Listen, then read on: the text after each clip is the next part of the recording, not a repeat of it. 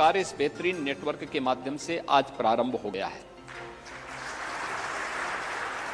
आपने देखा होगा, पहले किसी भी वृद्धजन का, किसी निराश्रित महिला का, किसी दिव्यांग जन का या किसी भी रिटायर्ड कार्मिक का कोई पेंशन की सुविधा होती थी, उसके लिए उसको चक्कर लगाने पड़ते थे, कार्यालय चक्कर लगाने पड़ते थे।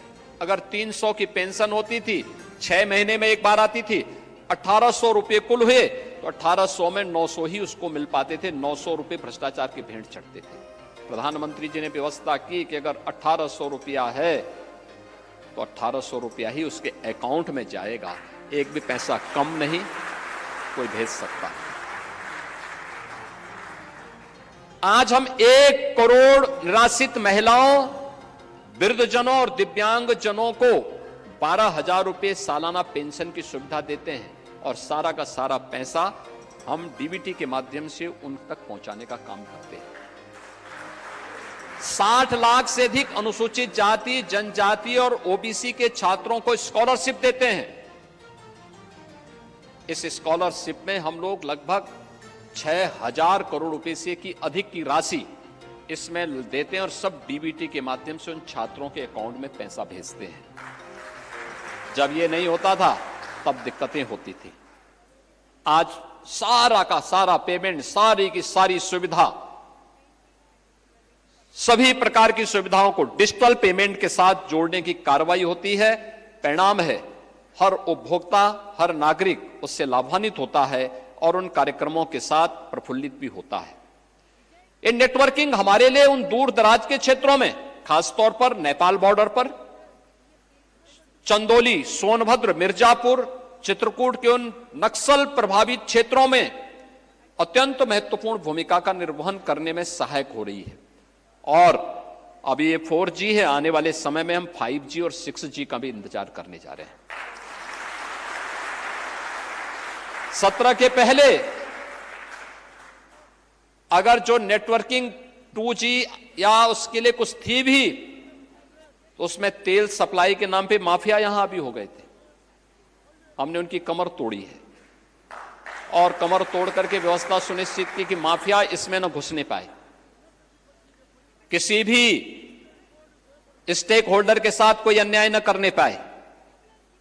प्रधानमंत्री जी के विजन को जमीनी धरातल पर उतार करके हर एक उपभोक्ता को भी और बीएसएनएल परिवार से जुड़े हुए हर एक स्टेक होल्डर को भी पूरी सुरक्षा प्राप्त हो और उसको पूरा संरक्षण देने का कार्य, जहां प्रदेश सरकार डबल इंजन की सरकार के साथ मिलकर के कार्य कर रही है, वहीं साथ ही साथ आज की सेवाएं हमारे लिए अत्यंत महत्वपूर्ण होगा, क्योंकि यह हमारे दूर दराज के क्षेत्रों, ग्रामीण अर्थव्यवस्था को एक नया आयाम देने वाला है। ये नए भारत का और विकसित भारत की आधारशिला तभी होगी जब ग्राम पंचायत आत्मनिर्भर होगी, नगर निकाय आत्मनिर्भर बनेंगे।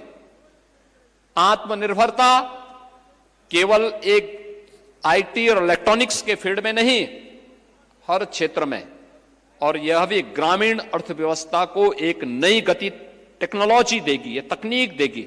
और मुझे पूरा विश्वास है कि बीएसएनएल की भारत नेट की सेवा एक नए भारत और विकसित भारत के निर्माण में प्रधानमंत्री जी के विजन को प्रभावी ढंग से आगे बढ़ाएगी। मैं आज के इस अवसर पर एक बार फिर से इन सभी सेवाओं के लोकार्पण के लिए प्रधानमंत्री जी का वर्चुअल उत्तर प्रदेश के अंदर इस बेहतरीन सेवाओं को आज लोकार्पण का कार्यक्रम होने जा रहा है। पूरे देश भर को आज इस सौगात विजयादशमी के उपहार के रूप में प्रधानमंत्री जी देने वाले हैं। मैं इस अवसर पर उत्तर प्रदेश वासियों की ओर से उनका हृदय से आभार व्यक्त करता हूं। केंद्रीय संचार मंत्री श्री ज्योतिरादित्य सिंधिया जी को इस आमंत्रण के लिए हृदय से धन्यवाद देता हूं। बीएसएनएल परिवार और उनसे जुड़े हुए अन्य सभी स्टेक होल्डर्स को हृदय से धन्यवाद ज्ञापित करता हूं और आप सभी अन्य स्टेक होल्डर्स को बधाई देते हुए आप सबको शारदीय नवरात्रि और विजयादशमी की मंगलमय शुभकामनाएं देते हुए अपनी वाणी को विराम देता हूं। धन्यवाद। जय हिंद।